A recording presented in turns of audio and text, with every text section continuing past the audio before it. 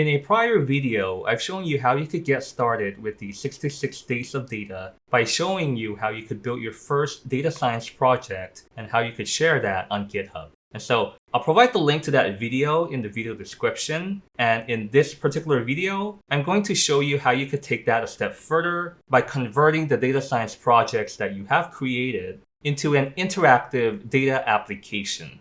And we're going to do that using the Streamlit library in Python. And so without further ado, we're starting right now. All right, and so let's get started. So the first thing that you want to do is to fire up your own coding environment. And so what I have here is VS Code. And so if you haven't yet have this on your computer, you want to install it first. And then what I have in these windows will be to the left here. I'll click on the Explorer so that I have access to the various folders in my computer. And then I'll have the terminal at the bottom here so that I could type in the various command line prompts code. And then in the top hand side here, I'll have the window where I'll be typing in code into the files. And so what I've done here is I created a folder called Streamlit. And so you could do the same, or you could create another folder of your own interest or liking. And here in the terminal, I have it open, and I'll start by creating a unique Conda environment. And so typically what I like to do when building projects is that I like to create unique environments that will house the contents for the project, and so that it won't potentially cause any problem with the dependencies of the libraries, because each project might have different requirements in terms of the libraries that you're going to be using. And you don't want one project to have any influence on the other ones, because let's say that in a new project, you might have installed some libraries, and that might have led to the downgrading of some other libraries that you have already pre-installed. And when you hop back to the previous projects that you have been working on, it might not work because the libraries might have been downgraded from your future projects. And so if you have unique environments of Conda for each of your projects, then that won't be an issue. In order to create a Conda environment, you want to type in Conda create -n for new, and then the name of your Conda environment. So here I'm going to call it Streamlit.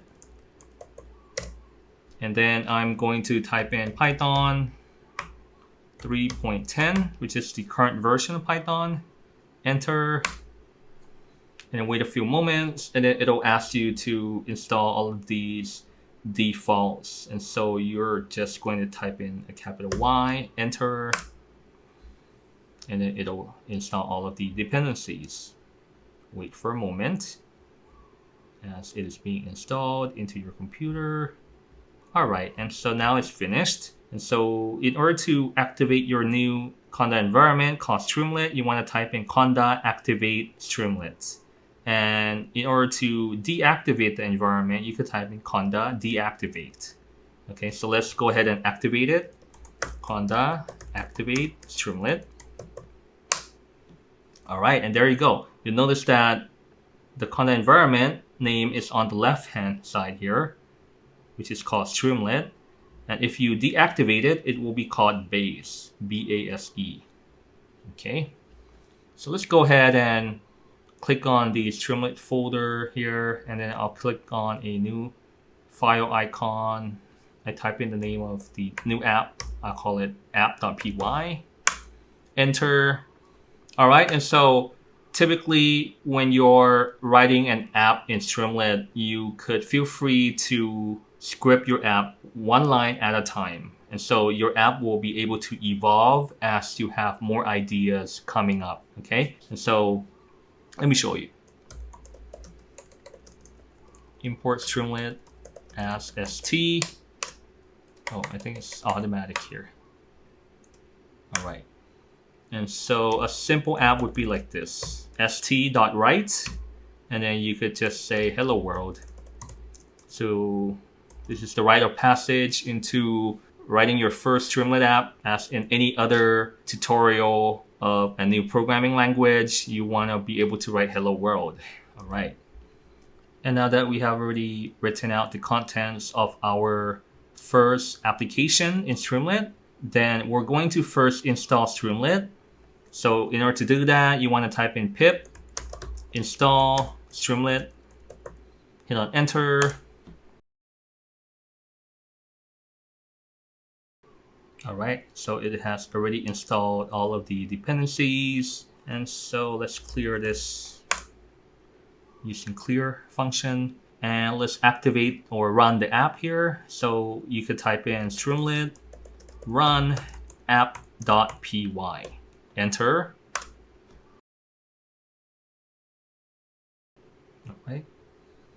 All right, there you go. Hello world. Let me readjust the window size here. Okay. And so as you can see here, you could create a very super simple app just using 2 lines. Import Streamlit as st, and then you could use any Streamlit function of your choice, such as st.write, and then you type in hello world, and that's all. And then when you run it, you type in Streamlit run app.py, and then you'll be able to see your simple app right here. And so there are several other functionalities that you could try out. So why don't I do this? Let me go to the Streamlit API.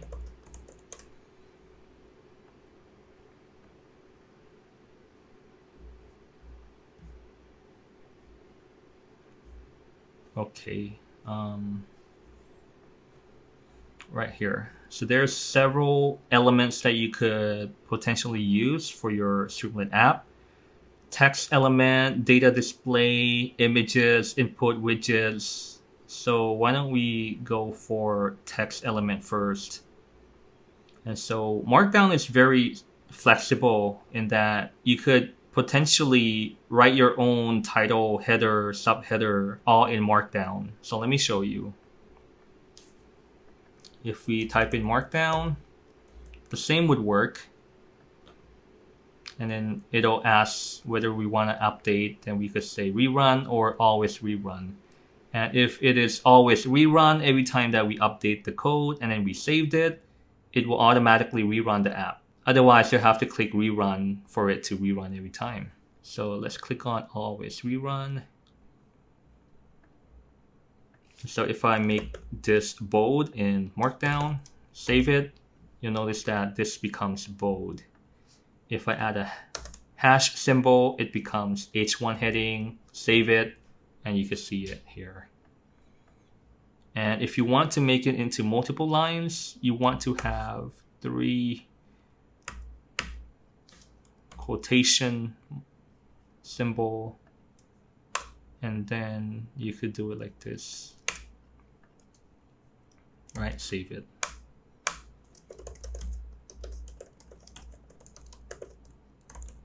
Yeah, so I really like how Markdown is super flexible in allowing you to create all of the various headings here. So let me show you making another subheading, heading 3, because we have 3 here. And as mentioned in prior videos, I like to use heading 1 and 3. Let me show you.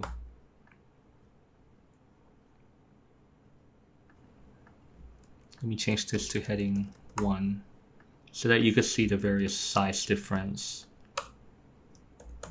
Heading 4.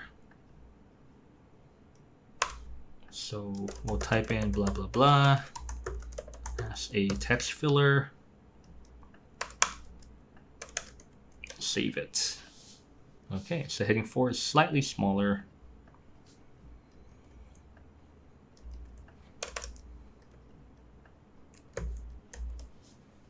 Okay, so it doesn't seem... Oh, okay, let me add one more. Okay, it became smaller. Now I delete this.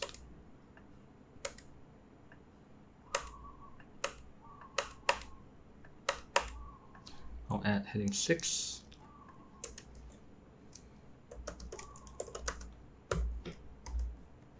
Okay, see how small I can go. 7. And let's try 8.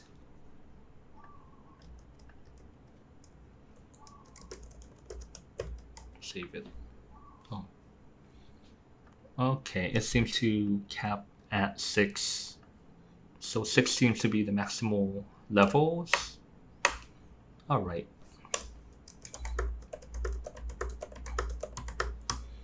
So you can make text bold by using double asterisk.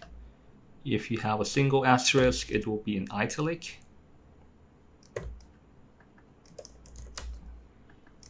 Bold. And what if you have 3? What will it be? It will be bold and in italic.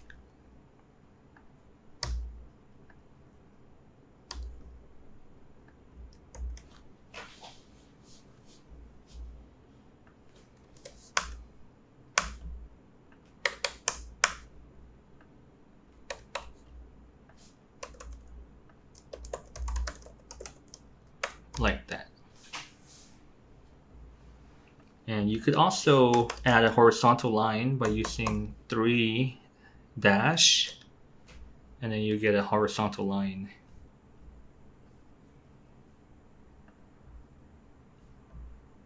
And what's super cool about this is that you could also add emojis as well. Let's use a peace sign emoji here. Save it, and there you go. Looks a little bit like Notion, right? And let me show you how we could get in data interactively from the GitHub repo. Let's go to here, data. Let's go to the solvability data set here. Click on raw, copy the link, and then we'll import pandas so that we could import the CSV file.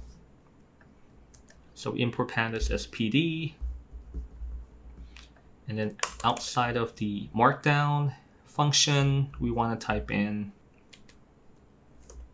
df PD read CSV. And so I'm making this particular application spontaneously, and as I'm explaining, I'm figuring out what to add. And so that's the great thing about Streamlit, is that you could add incrementally, line by line, new features to the application. And so with each iteration, you could make adjustment to it. You could add or remove lines of code, and then your app will be interactively updated. And so let's import the data here, copy and paste the URL. And if I just type in df, it should be able to display it here. There you go. So this is part of the magic function of Streamlit, is that you could just type in the name of the variable and it'll magically appear. Okay, so what we could do is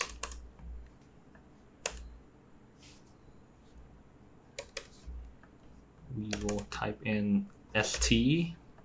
So let me show you here. We're going to make use of the st.header. And just in case you're wondering how to make use of that, if you scroll down, there should be an example box here, st.header. Okay, and so you could essentially copy and paste it here. Save, and it should update. Here, this is the header. And so I could type data. There you go. And so we have the data frame updated here. And if you click here, it should expand to the entire table. Click it again to take it out into the normal view. You could add graphs, plots to it. Let me show you. Click here. Let's go to the chart elements. All right, and so let's choose one that you like. Scatter plots on maps. Okay, this looks pretty cool. Let's click on that. And we already have Streamlit imported, so we'll add pandas, which is already in there. So we'll add NumPy. And then I'll add this into the app. And so there you go. Why don't I call this df2, df2. And st.header, I'll call this map. I'll call the first one CSV data. All right, and so let's save it and go back to the app. There you go, you got the app, and now you have the map. And it's interactive too. If you zoom in, you zoom out, and the data here is mapped onto the map here.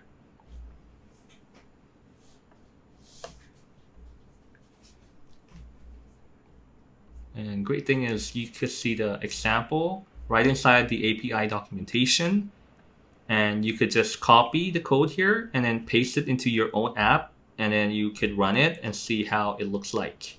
And then you could modify the components in the example code here. Let me show you something else. Let's see, what do we want to add? So you could use Plotly, you could use PyPlot, you could use Altair, line chart, area chart. Why don't we explore input widgets here? And let's have some text input so that users could enter their own information, and then the data will be updated. So why don't I copy here,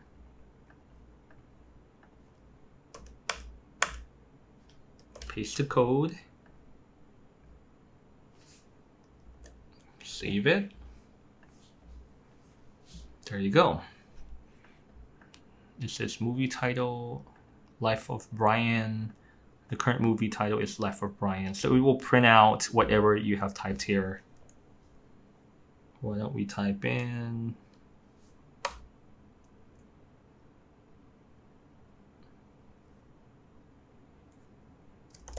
Don't Look Up, new movie on Netflix, enter, and there you go. This updates. So I could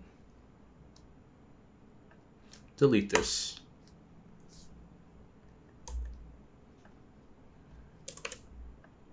St header, movie title, right?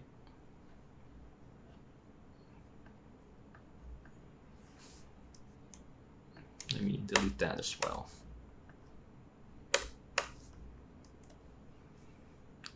So your code will be super clean.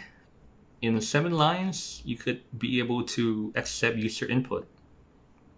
And you can make it a bit different than the other text. You can make it in italic or bold as well. Let's see if we could do that.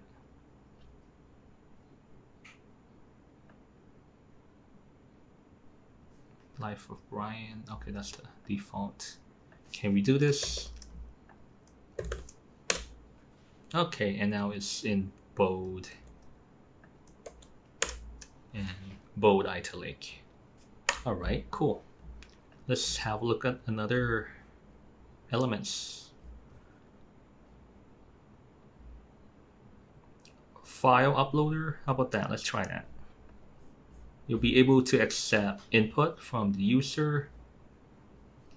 Insert a file uploader that accepts multiple files at a time. This accepts a single file at a time. Okay, so we could copy the code here.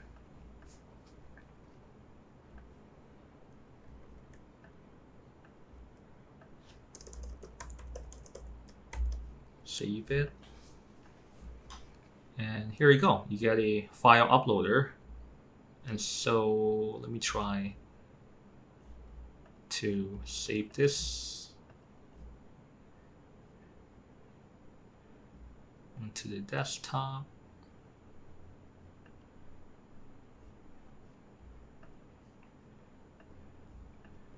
And let's see, I could browse file, click on desktop, click on the solubility dataset, and it will be uploaded And the contents are printed here. Actually, because it is a CSV file,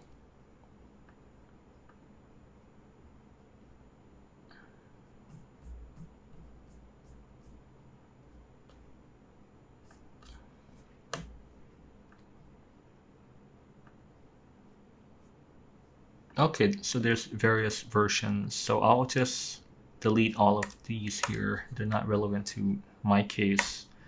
So we have CSV file. Should work. This one should work. Okay, there you go. It's a simple CSV file. And you see that it's printed here. And you could, when you print it out, you could add some header here as well. Data frame, or how about data? All right, so you have various headings for uploading the file and also for displaying the data. So typically for input widgets, I like to put it into the sidebar. And so let me show you how you could do that. So st.fileuploader, you could type in sidebar.fileuploader, save it, and it moves to the left, as you can see here. And it will be able to collapse as well. Oh, and the name file uploader needs to go to the left as well. So I'll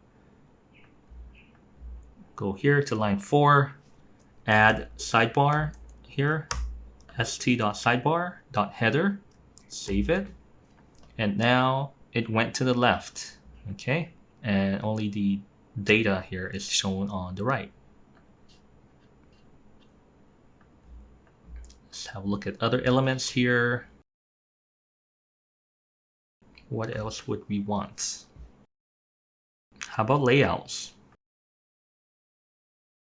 So we have already used sidebar. There's expander, container, columns. I think columns is very helpful. Let's click on it. And let me make a note here. I really like how the documentation also has a preview image that shows like a cartoon illustration of what the particular input widget is doing. So this helps you to quickly take a look and figure out what this particular widget function is all about. So columns, you can see from the 3 columns. So here you could have 3 columns for the images. So essentially it is creating 3 variables and then using the st.columns. And then for each co1, you want to add an image and a header inside. So we could copy the code here. And then we'll delete the prior.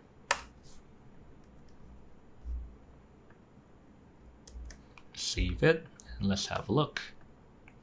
All right, cool. So we have 3 columns here. And if we want to add the 4th column, add 4.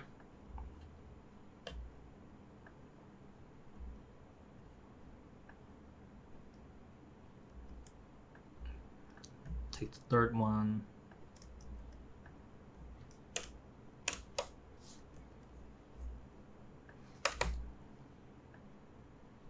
And then save it. Okay, now we have 4. Okay. Let's see, what else should we build? As you can see, it's super easy to try out the various Streamlit functions. So you just play around or just essentially browsing through the API documentation, taking a look at the names of the various functions, and then look at the example code, paste it, have a look how it looks like, and play around, modify the code as you like. Media elements, let's have a look here.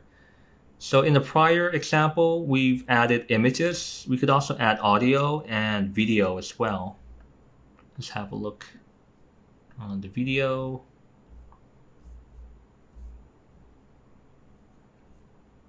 Okay, so this is the video.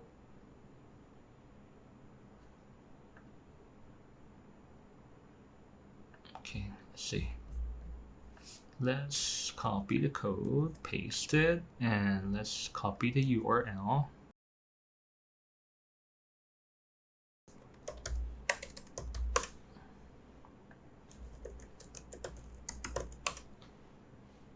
Let's go to Data Professor YouTube channel. Let's go to the latest video. Copy the link. Would that work?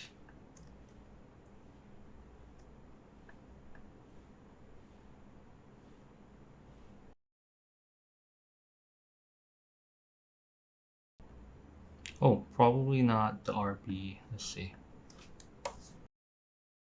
Oh, okay. That was for local files. So why don't I do this? Data could be the URL. Okay, so I'll just put in the URL here then. Let's see, would that work? Okay, cool, it works now. And okay, I guess this is already set at default.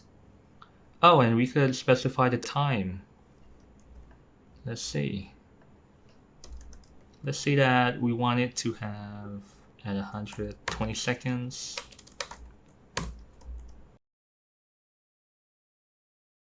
There you go. It started at 2 minutes, 120 seconds. Super cool. Let's make it 180. Rerun it.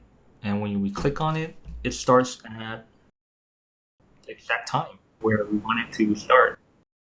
You can see here we have various timelines.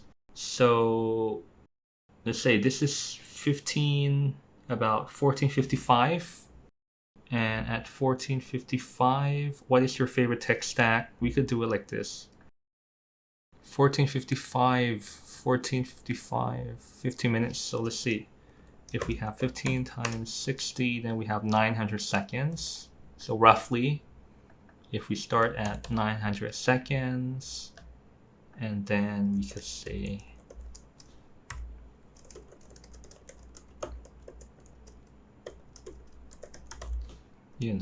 kind of like that.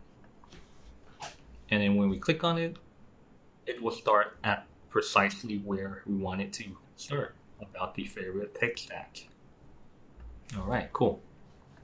Let's go back to the documentation. Let's see what else.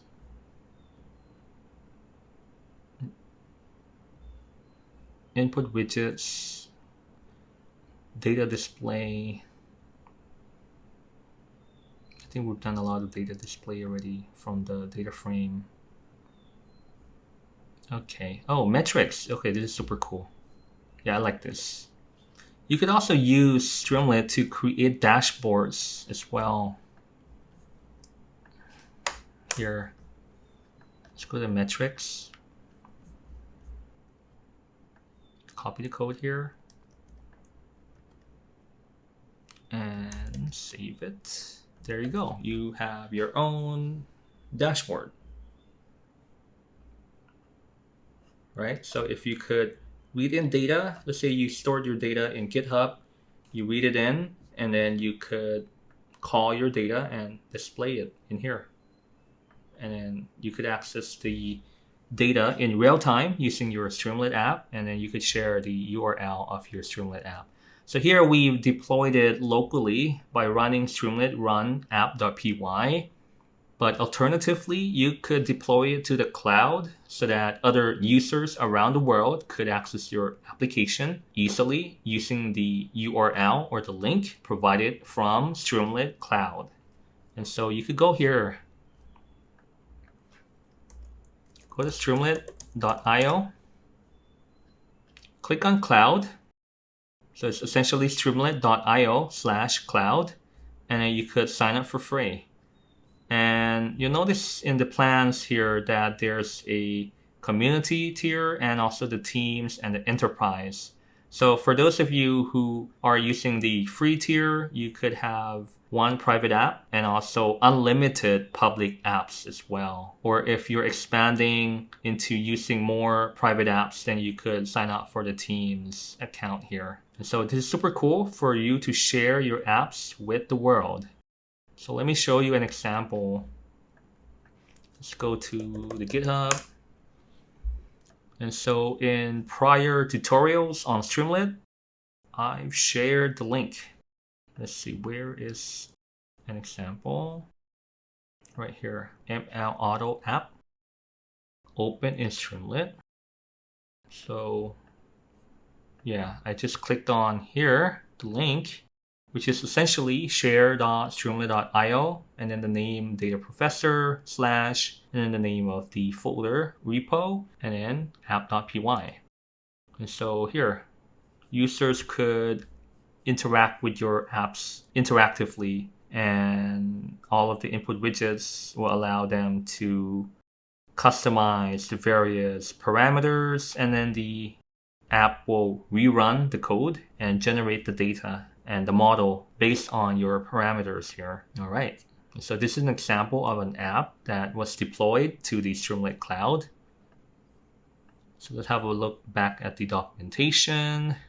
So yeah, you could do the same thing here and scroll through the various elements, widgets that Streamlit provides. Click on it, and then play around with it. So as I've shown you already, you could scroll through the documentation of Streamlit and play around with the various example code.